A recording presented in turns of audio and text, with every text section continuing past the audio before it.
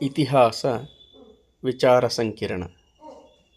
ವಿಷಯ ರಾಷ್ಟ್ರಕೂಟರು. ಈ ವಿಷಯವನ್ನು ಕುರಿತು ಇಂದು ತಮ್ಮ ವಿಚಾರವನ್ನು ಮಂಡಿಸಲಿರುವ ವಿದ್ಯಾರ್ಥಿಗಳು ಕರಿಷ್ಮಾ ಎಸ್ ಮತ್ತು ಶ್ವೇತಾ ಎಂ ಇಬ್ಬರಿಗೂ ತಮ್ಮೆಲ್ಲರ ಪರವಾಗಿ ಪ್ರೀತಿಪೂರ್ವಕ ಸ್ವಾಗತವನ್ನು ಕೋರುತ್ತೇನೆ.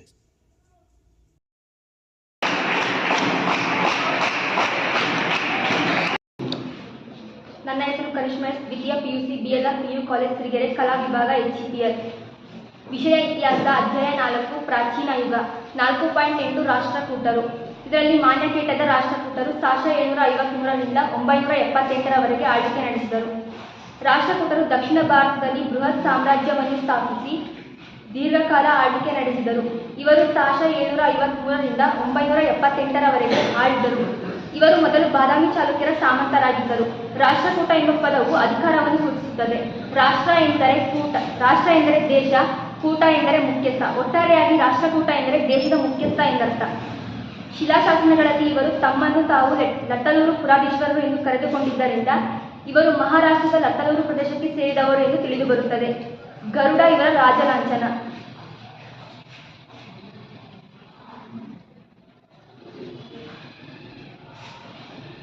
ಇನ್ನು ಮಾನ್ಯಪೀಠ ಇವರ ರಾಜಧಾನಿಯಾಗಿದೆ.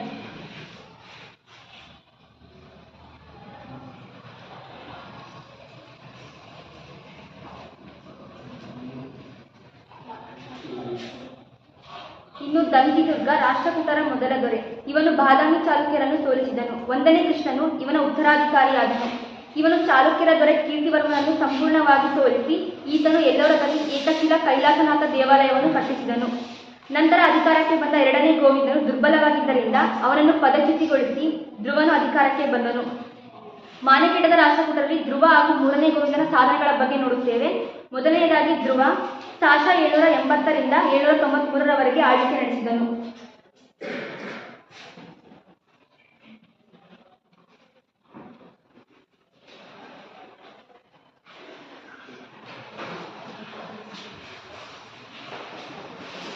ಧ್ರುವನು 780ರಲ್ಲಿ ಅಧಿಕಾರಕ್ಕೆ ಬಂದನು. ಧ್ರುವ ಅಧಿಕಾರಕ್ಕೆ ಬಂದಾಗ ಅವನಿಗೆ 50 ವರ್ಷ ವಯಸ್ಸಾಗಿತ್ತು. ಇನ್ನು ಧ್ರುವನ ಆಡಳಿತ ಸಾಧನೆಗಳು: ಗಂಗರ ಮೇಲೆ ದಾಳಿ, ಪಲ್ಲವರ ಮೇಲೆ ದಾಳಿ, ವೆಂಗಿಯ ಮೇಲೆ ಕದನ, ಕನೌಜ್ನ ಮೇಲೆ ದಾಳಿ, ಪ್ರತಿಹಾರದ ಮೇಲೆ ದಾಳಿ, ಬಂಗಾಳದ ಮೇಲೆ ದಾಳಿ, ಉತ್ತರ ಭಾರತದ ಮೇಲೆ ದಂಡಯಾತ್ರೆ. ಮೊದಲನೆಯದಾಗಿ ಗಂಗರ ಮೇಲೆ ದಾಳಿ.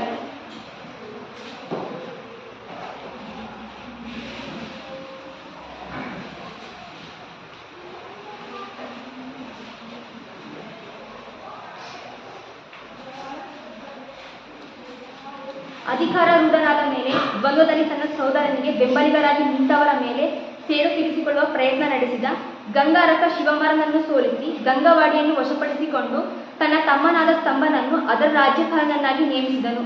ಅವನಿಗೆ ರಣಾವಲೋಕ ಎಂಬ ಬಿರುದನ್ನು ಸಹ ಕೊಡಲಾಯಿತು. ಇನ್ನು ಎರಡನೆಯದಾಗಿ ಪಲ್ಲವರ ಮೇಲೆ ದಾಳಿ.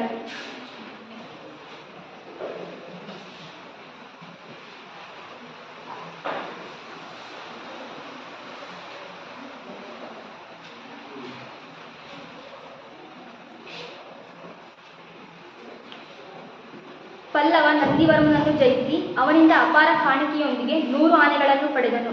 ಅನಂತರ ಆಂಧ್ರ ಕರಾವಳಿಯ ವೆಂಗಿ ಮಂಡಲದ ಮೇಲೆ ದಂಡೆತ್ತಿ ಹೋದನು. ಇನ್ನು ಮೂರನೆಯದಾಗಿ ವೆಂಗಿಯ ಮೇಲೆ ಕದನ.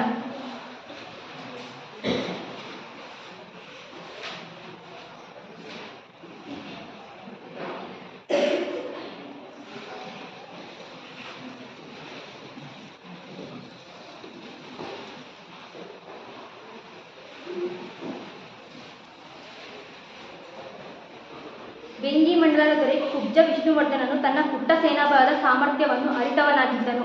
ಈ ಹಿನ್ನೆಲೆಯಲ್ಲಿ ವೃದ್ಧ ಧನಹಾನಿ ಮಾಡಿಕೊಳ್ಳಲು ಇಚ್ಛಿಸದೆ ಧ್ರುವನೊಡನೆ ಮೈತ್ರಿ ಬೆಳೆಸಿಕೊಳ್ಳಲು ಇಚ್ಛಿಸಿ ಶೀಲಾ ಭಟ್ಟಾರಿಕಾ ಎಂಬ ಮಗಳನ್ನು ಧ್ರುವನಿಗೆ ವಿವಾಹ ಮಾಡಿಕೊಟ್ಟನು.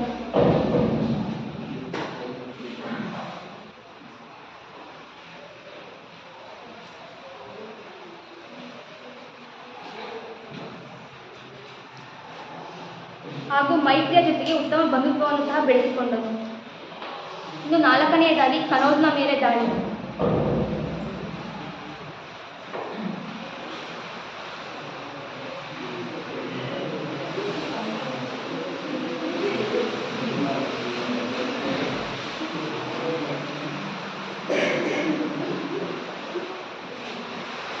ಹೀಗೆ ದಕ್ಷಿಣದಲ್ಲಿ ಯಶಸ್ವಿಯಾಗಿ ದಂಡಯಾತ್ರೆ ಪೂರೈಸಿದ ನಂತರ ಉತ್ತರದ ಕಡೆ ತನ್ನ ದಿಗ್ವಿಜಯಗಳನ್ನು ಕೈಗೊಂಡನು.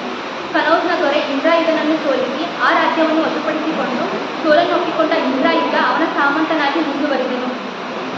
ಇನ್ನು 5ನೇಯದಾಗಿ ಪ್ರತಿಹಾರದ ಮೇಲೆ ದಾಳಿ.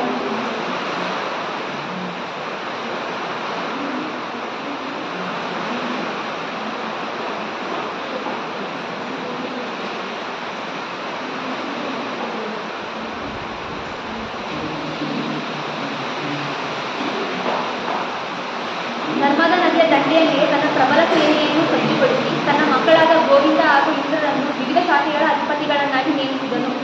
ಗಂಗಾ ಯಮುನಾ ನದಿಗಳ ನಡುವೆ ಮುಂಚೂಣಿಯಲ್ಲಿದ್ದ ವತ್ಸರಾಜನ ಸೈನ್ಯವನ್ನು ಝಾನ್ಸಿ ಯುದ್ಧದಲ್ಲಿ ಸೋಲಿಸಿದನು. ಇನ್ನು 6ನೇಯದಾಗಿ ಬಂಗಾಳದ ಮೇಲೆ ದಾಳಿ.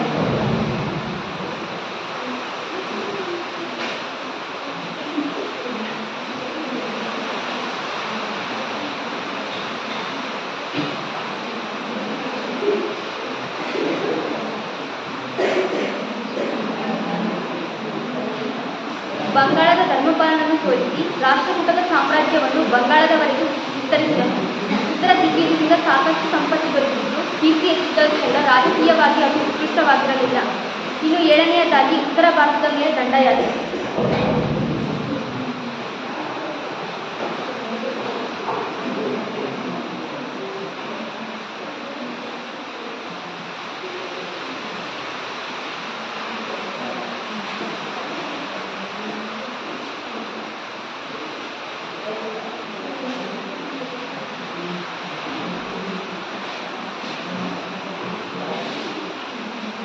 ಪ್ರೋ ಅಲೆಕ್ಸರ್ ಹೇಳುವಂತೆ ಧ್ರುವನ ಉತ್ತರ ಭಾರತದ ದಂಡಯಾತ್ರೆ ಕೇವಲ ದಿಗ್ವಿಜಯ ಪ್ರವೃತ್ತಿ ಉಳ್ಳದ್ದಾಗಿತ್ತು. ಅದು ಇವನಿಗೆ ಸಂಪತ್ತು ಮತ್ತು ಹೆಸರು ಗಳಿಸಿಕೊಟ್ಟಿದ್ದೇ ವಿನ ಅದಕ್ಕಿಂತ ಹೆಚ್ಚಿನದ್ದೇನು ತಂದಿರಲಾರದು ಎಂಬ ಮಾತು ವಾಸ್ತವಕ್ಕೆ ದೂರವಾಗಿದೆ. ಇನ್ನು ಕೊನೆಯದಾಗಿ ಧ್ರುವನ ಬಿರುದುಗಳು.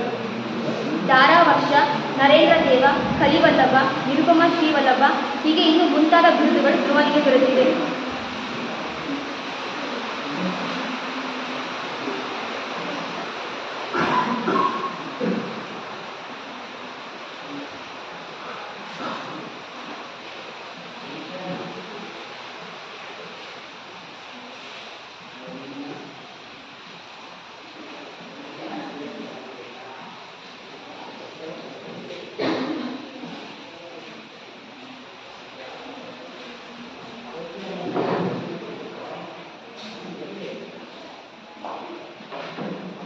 ಇನ್ನು ಮುಂದುವರೆದು 3ನೇ ಗೋವಿಂದನ ಸಾಧನೆಗಳ ಬಗ್ಗೆ ನೋಡುತ್ತೇವೆ. 3ನೇ ಗೋವಿಂದ ಸಾಶ 793ರಿಂದ 814ರವರೆಗೆ ಆಳ್ವಿಕೆ ನಡೆಸಿದನು.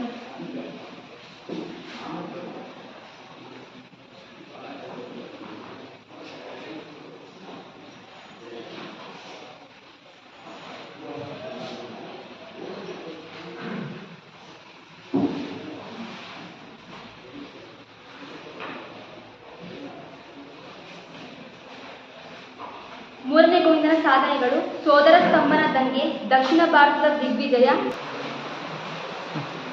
3ನೇ ಗೋವಿಂದ ಸಾಶ 737ರಿಂದ 970. 3ನೇ ಗೋವಿಂದ ಸಾಶ 793ರಿಂದ 814ರವರೆಗೆ ಆಳ್ವಿಕೆ ನಡೆಸಿದನು.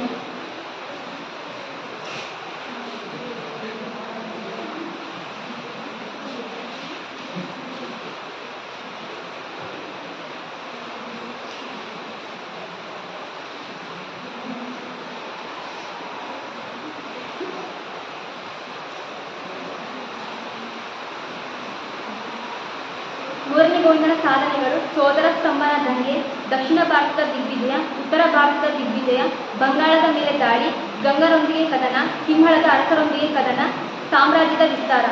ಮೊದಲನೇದಾಗಿ ಸೋದರ ಸ್ತಂಭನ ದಂಗೆ.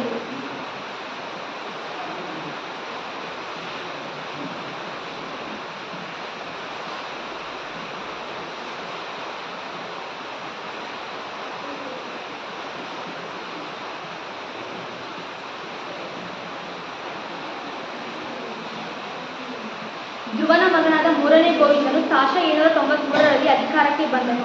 ಆದರೆ ಇವನ ಸೋದರ ಸ್ತಂಭನು ಇದನ್ನು ವಿರೋಧಿಸಿದನು. ಗಂಗರು ಮತ್ತು ಪಲ್ಲವರು ಸ್ತಂಭನಿಗೆ ಸಹಾಯ ಮಾಡಿದರು. ಇದರಿಂದ ಕೋಪಗೊಂಡ 3ನೇ ಗೋವಿಂದನು ಸ್ತಂಭನನ್ನು ಸೋಲಿಸಿ ಸೆರೆಮನೆಯಲ್ಲಿಟ್ಟನು. ಆದರೆ ಆ ನಂತರ ಅವನನ್ನು ಬಿಡುಗಡೆಗೊಳಿಸಿ ಪುನಃ ಗಂಗವಾಡಿಯ ಅಧಿಕಾರಿಯನ್ನಾಗಿ ನೇಮಕ ಮಾಡಿದನು.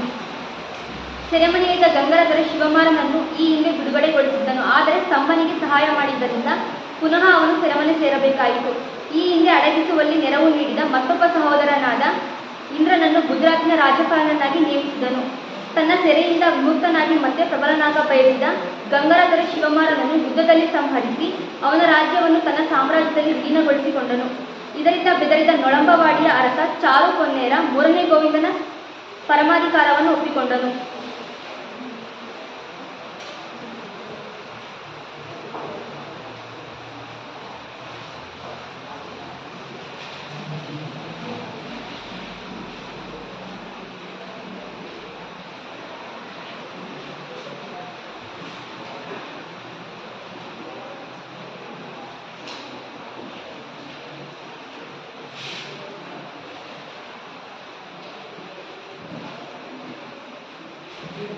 ಇದು ಎರಡನೆಯದಾಗಿ ದಕ್ಷಿಣ ಭಾರತದ ದಿಗ್ವಿಜಯ.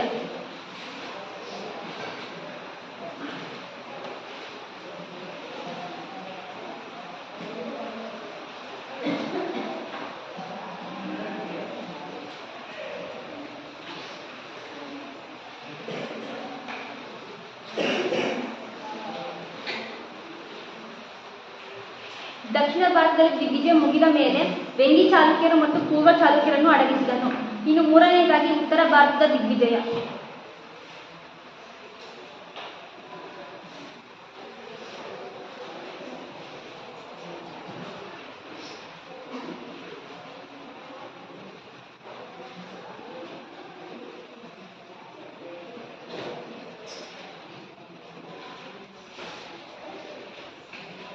ಮೂರನೇ ಗೋವಿಂದನು 800ರಲ್ಲಿ ಉತ್ತರ ಭಾರತ ದಂಡಯಾತ್ರೆಯನ್ನು ಕೈಗೊಂಡನು.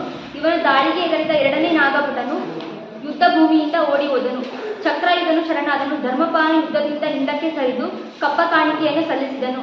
ಉತ್ತರದಲ್ಲಿ ವತ್ಸರಾಜನ ಉತ್ತರಾಧಿಕಾರಿಯಾಗಿದ್ದ ನಾಗಭಟನನ್ನು ಬುಂದೇಲು ಖಂಡದ ಬಳಿ ಜಯಿಸಿದನು.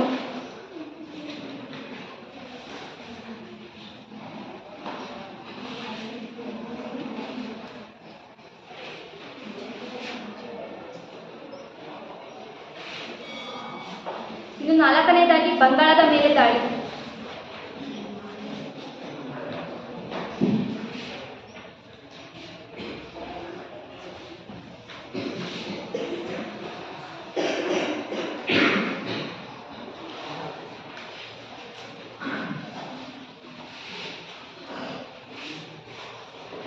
ಮೂರನೇ ಗೋವಿಂದನ ಸೈನ್ಯವು ಹಿಮಾಲಯದವರೆಗೂ ಸಾಗಿತು. ಗೋವಿಂದನ ಅಶ್ವಗಳು ಹಿಮಾಲಯದ ತಪ್ಪಲಿನಲ್ಲಿ ಹರಿಯುವ ನೀರನ್ನು ಕುಡಿದವು ಮತ್ತು ಅವನ ಗದೆಗಳು ಗಂಗಾಜಲದಲ್ಲಿ ಮಿಂದೆದ್ದವು ಎಂದು ಅಮೋಘ ವರ್ಷನ ಸಂಜನಾ ತಾಮ್ರ ಶಾಸನಗಳು ತಿಳಿಸುತ್ತವೆ.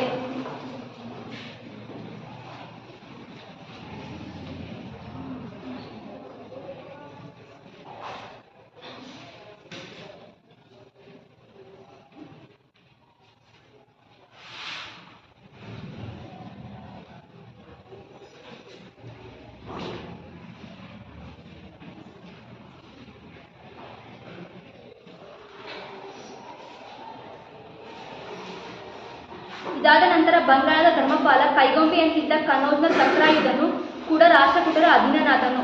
ಇನ್ನು ಐದನೇದಾಗಿ ಗಂಗರೊಂದಿಗೆ ಕದನ.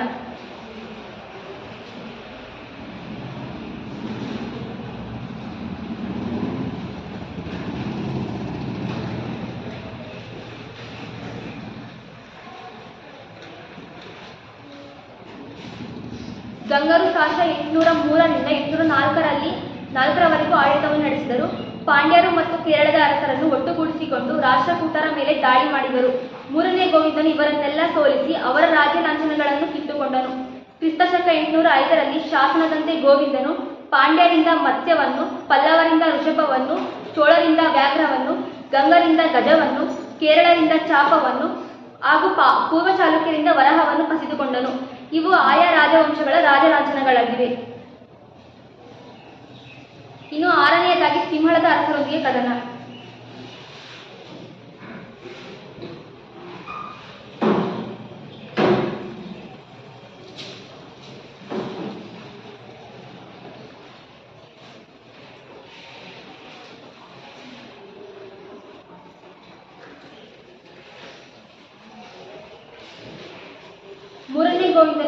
ಮೂರನೇ ಗೋವಿಂದನು ಪಲ್ಲವದ ದಂತಿವರ್ಮನನ್ನು ಸೋಲಿಸಿ ಅವನಿಂದ ಕಪ್ಪ ಕಾಣಿಕೆಯನ್ನು ಸ್ವೀಕರಿಸಿದನು. ಇದೇ ಸಮಯದಲ್ಲಿ ಸಿಂಹಳದ ಅರಸ ತನ್ನ ಪ್ರತಿಮೆಯನ್ನು ಗೋವಿಂದನಿಗೆ ಕಳಿಸುವ ಮೂಲಕ ಶರಣಾಗತನಾದನು.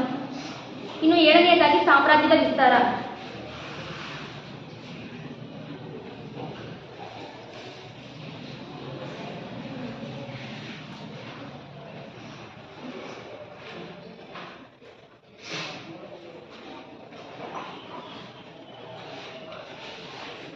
ಮೂರನೇ ಗೋವಿಂದನ ಕಾಲದಲ್ಲಿ ರಾಷ್ಟ್ರಕೂಟರ ಸಾಮ್ರಾಜ್ಯವು ಉತ್ತರದಲ್ಲಿ ಹಿಮಾಲಯದಿಂದ ದಕ್ಷಿಣದಲ್ಲಿ ಕನ್ಯಾಕುಮಾರಿಯವರೆಗೆ ಮತ್ತು ಪಶ್ಚಿಮದಲ್ಲಿ ಸೌರಾಷ್ಟ್ರದಿಂದ ಪೂರ್ವದಲ್ಲಿ ಬಂಗಾಳದವರೆಗೂ ವಿಸ್ತರಿಸಿತ್ತು. ಒಟ್ಟಾರೆಯಾಗಿ ಇಡೀ ಭಾರತ ರಾಷ್ಟ್ರಕೂಟರ ಪ್ರಭಾವಕ್ಕೆ ಒಳಗಾಗಿತ್ತು. ಇನ್ನು ಕೊನೆಯದಾಗಿ ಮೂರನೇ ಗೋವಿಂದನ ಬಿರುದುಗಳು. ಜಗತ್ತುಂಗ, ಪ್ರಭೂತವರ್ಷ, ಶ್ರೀವಲ್ಲಭ ಮತ್ತು ತ್ರಿಭುವನ ಧವಳ ಎಂಬ ಬಿರುದುಗಳು ಮೂರನೇ ಗೋವಿಂದನಿಗೆ ಸಲ್ಲುತ್ತವೆ.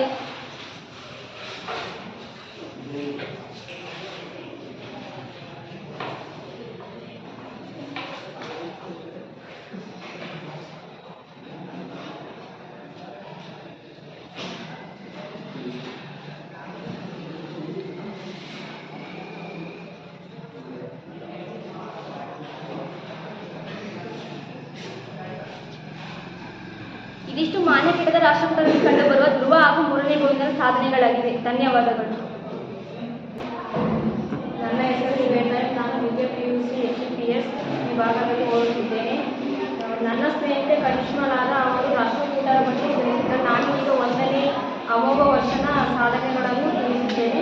ಮೂರನೇ ಗೋವಿಂದನ ಮಗನಾದ ಅಮೋಘ ವರ್ಷನ 1814ರಲ್ಲಿ ಅಧಿಕಾರವನ್ನು ವಹಿಸಿಕೊಂಡನು.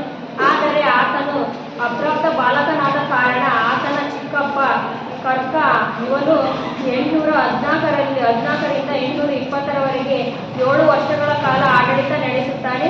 ಅಮೋಘ ವರ್ಷ ನೇರವಾಗಿ 821ರಿಂದ ಆಡಳಿತ ವಹಿಸಿಕೊಂಡ. ಆದರೆ ಇದರ ಸಾಧನೆ ಆತನ ತಾತ ಮತ್ತು ಆತನ ತಂದೆ ಸೈನಿಕ ಸಾಧನೆಗೆ ಹೆಚ್ಚಿನ ಮಹತ್ವವನ್ನು ನೀಡುತ್ತಾರೆ. ಆದರೆ 1ನೇ ಅಮೋಘ ವರ್ಷನು ಆಡಳಿತ ಸಾಧನೆಯನ್ನು ಹೆಚ್ಚಾಗಿ ನೋಡುತ್ತಾನೆ. ಅಮೋಘ ವರ್ಷನ ಸಾಧನೆಗಳನ್ನು 2 ಭಾಗವಾಗಿ ನಾವು ನೋಡೋಣ. 1ನೇದು ಸೈನಿಕ ಸಾಧನೆ, 2ನೇದು ಆಡಳಿತ ಅಥವಾ ಸಾಂಸ್ಕೃತಿಕ ಸಾಧನೆಗಳು. 1ನೇದು ಸೈನಿಕ ಸಾಧನೆಗಳು.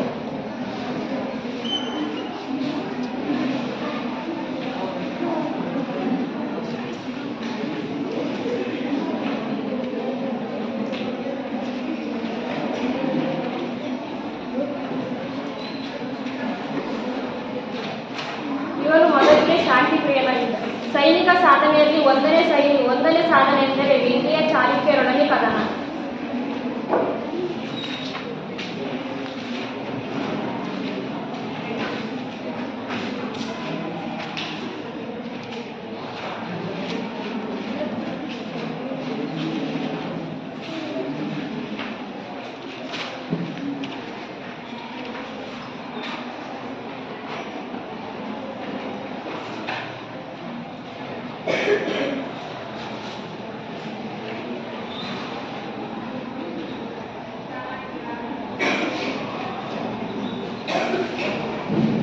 ವೆಂಗಿಯ ಅರಸ 3ನೇ ಗುಣಗ ಇವನು ಇಬ್ಬರ ನಡುವೆ ಯುದ್ಧ. ಅಮೋಘ ವರ್ಷ ಮತ್ತು ವೆಂಗಿಯ ಅರಸ 3ನೇ ಗುಣಗನಾದ ಇಬ್ಬರ ನಡುವೆ ಕದನ ನಡೆಯಿತು. ಇದರಲ್ಲಿ ಅಮೋಘ ವರ್ಷ ವಿಜಯ ಸಾಧಿಸಿದ. ಈ ಕದನವನ್ನು 1830ರಲ್ಲಿ ನಡೆದ ಗಂಗಾವಳಿ ಕದನ ಎಂದೇ ಪ್ರಸಿದ್ಧವಾಗಿದೆ. ಇವನ 2ನೇ ಸಾಧನೆ ಎಂದರೆ ಗಂಗಾರೊಡನೆ ಕದನ.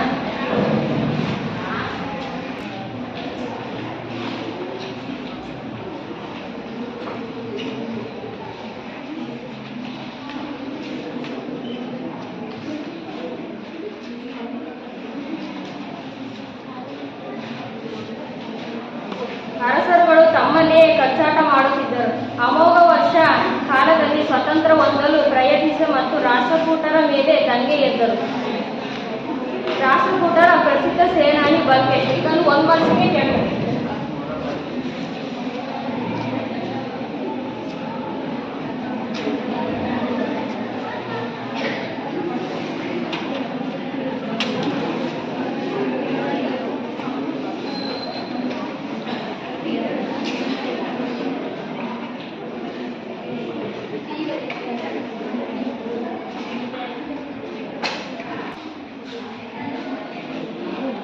ರಾಷ್ಟ್ರಕೂಟರ ಪ್ರಸಿದ್ಧ ಪ್ರಸಿದ್ಧ ದೊರೆ ಪ್ರಸಿದ್ಧ ಸೇನಾನಿ ಬಂಕೇಶ ಗಂಗರ ದಂಗೆಯನ್ನು ದಮನ ಮಾಡಿ ಗಂಗರ ಸಾಮ್ರಾಜ್ಯವನ್ನು ರಾಷ್ಟ್ರಕೂಟರ ಹಿಡಿತಕ್ಕೆ ತಂದನು. ಗಂಗರಾಜನು ಬದಲಾದ. ಅವನು ರಾಜ ಯಾರು ಎಂದರೆ 4ನೇ ರಾಜಮಲ್ಲ. ಅಧಿಕಾರಕ್ಕೆ ಬಂದ ಇವನು ಸ್ವತಂತ್ರವಾಗಲಿಕ್ಕೆ ರಾಷ್ಟ್ರಕೂಟರ ವಿರುದ್ಧ ದಂಗೆ ಎದ್ದನು. ರಾಷ್ಟ್ರಕೂಟರ ಸೇನಾಧಿಪತಿಯಾದ ಬಂಕೇಶನು ಇವನ ದಂಗೆಯನ್ನು ಸೋಲಿಸಿದನು. ಬಂಕೇಶನನ್ನು ಗೆಲ್ಲಲು ಇವನಿಂದಲೂ ಸಾಧ್ಯವಾಗಲಿಲ್ಲ. ಬಂಕೇಶ ಮತ್ತೆ ಈ ಕರ್ನಾಟಕ ತಮಿಳುನಾಡಿನವರೆಗೆ ಬಂಕೇಶ ರಾಜ್ಯವನ್ನು ವಿಸ್ತಾರ ಮಾಡಿದ. 4ನೇ ರಾಜಮಲ್ಲ ನಂತರ ಗಂಗರ ರಾಜ ನೀತಿಮಾರ್ಗ ಎರೆಗಂಗ ಅಧಿಕಾರಕ್ಕೆ ಬಂದ. ಇವನು ಕೂಡ ಸ್ವತಂತ್ರವಾಗಲು ಅಮೋಘ ವರ್ಷನ ಮೇಲೆ ಯುದ್ಧ ಘೋಷಣೆ ಮಾಡಿದ.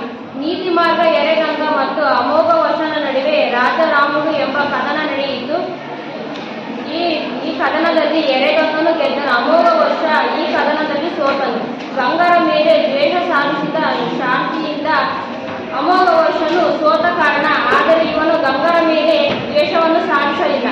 ಅದರ ಬದಲಾಗಿ ಶಾಂತಿ ಮತ್ತು ಸಂಬಂಧವನ್ನು ಸ್ನೇಹವನ್ನು ಪಡೆಯುವ ಸಲುವಾಗಿ ಈತನು ಮೂರನೆಯದು ವೈವಾಹಿಕ ಸಂಬಂಧಗಳು.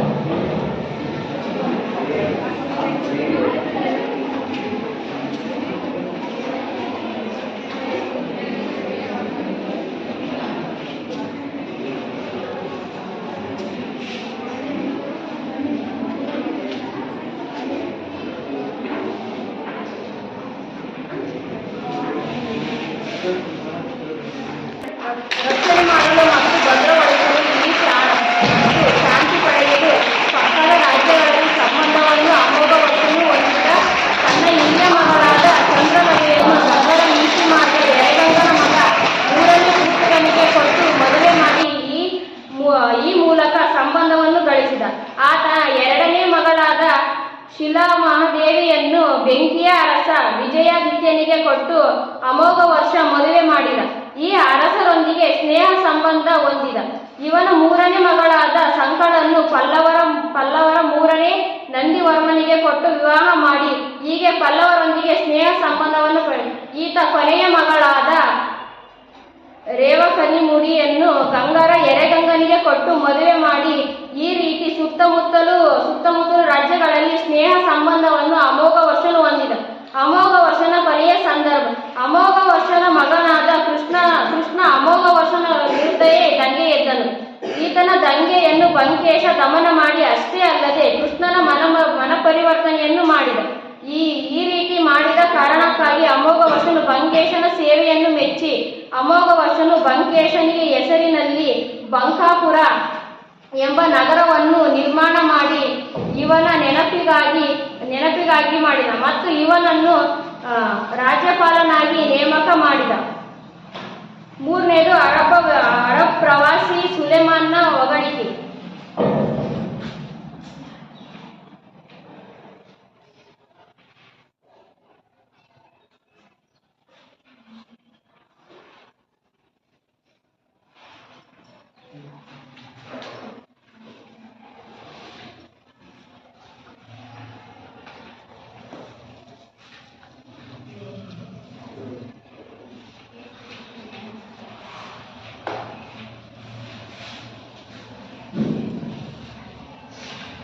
ಸಾಶ 851ರಲ್ಲಿ ಅರಬ್ ಪ್ರವಾಸಿಯಾದ ಸುಲೇಮಾನನು ಅಮೋಘ ವರ್ಷನ ರಾಜಧಾನಿ ಮಾನ್ಯಕೇಟಕ್ಕೆ ಭೇಟಿ ನೀಡಿದ. ಅವನು ತನ್ನ ಬರವಣಿಗೆಯಲ್ಲಿ ರಾಷ್ಟ್ರಕೂಟರ ಸಾಮ್ರಾಜ್ಯವನ್ನು ಜಗತ್ತಿನ 4 ಶ್ರೇಷ್ಠ ಸಾಮ್ರಾಜ್ಯಗಳು ಒಂದು ಎಂದು ಕರೆದಿದ್ದಾರೆ. ಇತರ 3 ಸಾಮ್ರಾಜ್ಯಗಳು ಎಂದರೆ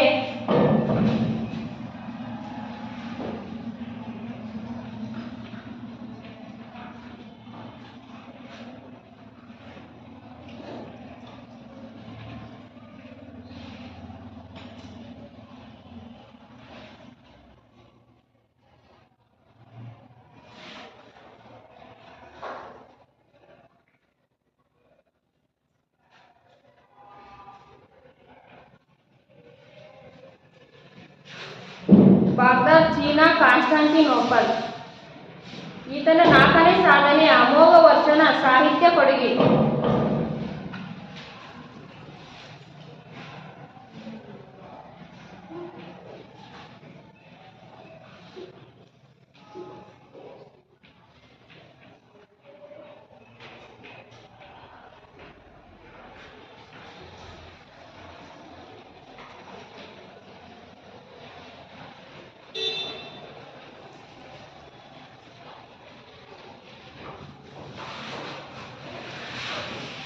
ಸಾಹಿತ್ಯ ಸ್ವತಃ ವಿದ್ವಾಂಸನಾದ ಅಮೋಘ ವರ್ಷನು ಸಂಸ್ಕೃತದಲ್ಲಿ ಪ್ರಶ್ನೋತ್ತರ ರತ್ನಾಮಲ ಎಂಬ ಕೃತಿಯನ್ನು ರಚಿಸಿದ್ದಾರೆ. ಶ್ರೀ ವಿಜಯ ಜೀನಸೇನಾಚಾರ್ಯ, ಮಹಾವೀರಾಚಾರ್ಯ, ಶಕ್ತಯ್ಯನ ಮುಂತಾದ ವಿದ್ವಾಂಸರು ಇವನ ಆಶ್ರಯ ಪಡೆದಿದ್ದರು. ಇವನ ಕಾಲದ ಇತರ ಸಾಹಿತ್ಯ ಕೃತಿಗಳಲ್ಲಿ ಶ್ರೀ ವಿಜಯ ಕವಿರಾಜ ಮಾರ್ಗ ಈ ಕೃತಿಯು ಕನ್ನಡದ ಮೊದಲನೇ ಸಾಹಿತ್ಯ ಕೃತಿಯಾಗಿ ಪ್ರಸಿದ್ಧಗೊಂಡಿದೆ.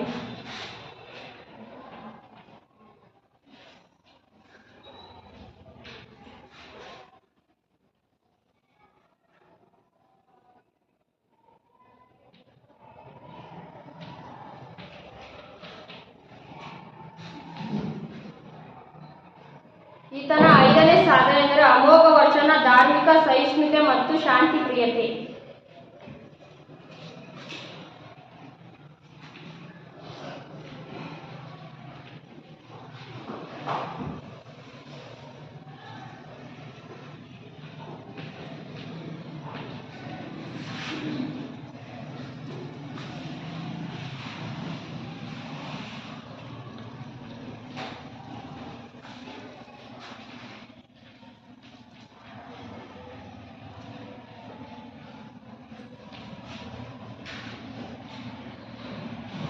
ಅಮೋಘ ವರ್ಷನು ಧಾರ್ಮಿಕ ಸಹಿಷ್ಣುವು ಶಾಂತಿ ಪ್ರಿಯನೂ ಆಗಿದ್ದನು. ರಾಜ್ಯದ ಜನರನ್ನು ಕ್ಷಮಗುಣದಿಂದ ಕಾಣುತ್ತಿದ್ದನು. ಕೊಲ್ಲಾಪುರದ ಮಹಾಲಕ್ಷ್ಮಿಗೆ ತನ್ನ ಕೈಬೆರಳನ್ನು ಕತ್ತರಿಸಿ ಅರ್ಪಿಸಿದನೆಂದು ಸಂಜನ ಶಾಸನವು ತಿಳಿಸುತ್ತದೆ.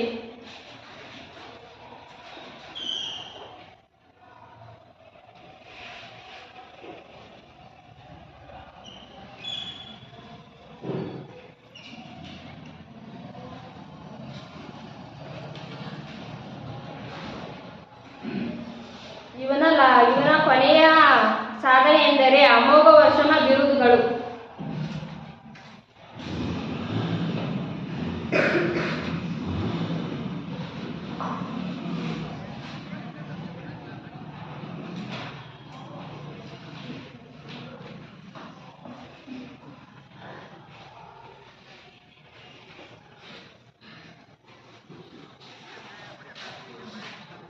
ಅಮೋಘ ವರ್ಷನು ಅತಿಶಯದವಳ, ನೃಪತುಂಗ, ವೀರನಾರಾಯಣ ಮತ್ತು ಶ್ರೀವಲ್ಲಭ, ರಟ್ಟಮಾರ್ತಾಂಡ ಮುಂತಾದ ಬಿರುದುಗಳನ್ನು ಹೊಂದಿದ್ದನು.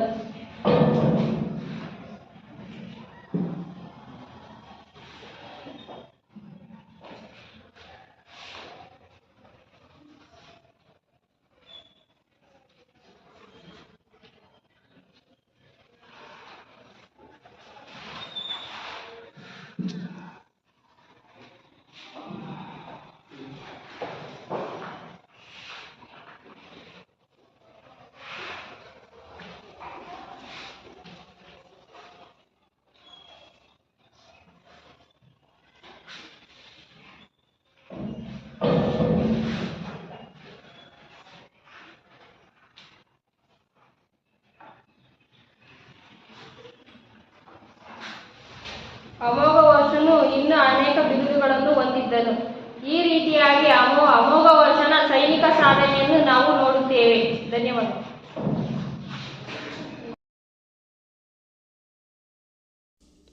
ರಾಷ್ಟ್ರಕೂಟರ ಪ್ರಸಿದ್ಧ ಅರಸರಾದ ಧ್ರುವ ಮತ್ತು 3ನೇ ಗೋವಿಂದರ ಸೈನಿಕ ಸಾಧನೆಗಳು ಹಾಗೂ 1ನೇ ಅಮೋಘ ವರ್ಷ ನೃಪತುಂಗನ ಸೈನಿಕ ಹಾಗೂ ಸಾಂಸ್ಕೃತಿಕ ಸಾಧನೆಗಳ ಬಗ್ಗೆ ತಿಳಿಸಿಕೊಟ್ಟಂತಹ ಕರಿಷ್ಮಾ ಮತ್ತು ಶ್ವೇತಾ ಇವರಿಗೆ ಮತ್ತೊಮ್ಮೆ ತಮ್ಮೆಲ್ಲರ ಪರವಾಗಿ ಹೃತ್ಪೂರ್ವಕವಾದಂಥ ಧನ್ಯವಾದಗಳನ್ನು ಅರ್ಪಿಸುತ್ತೇನೆ.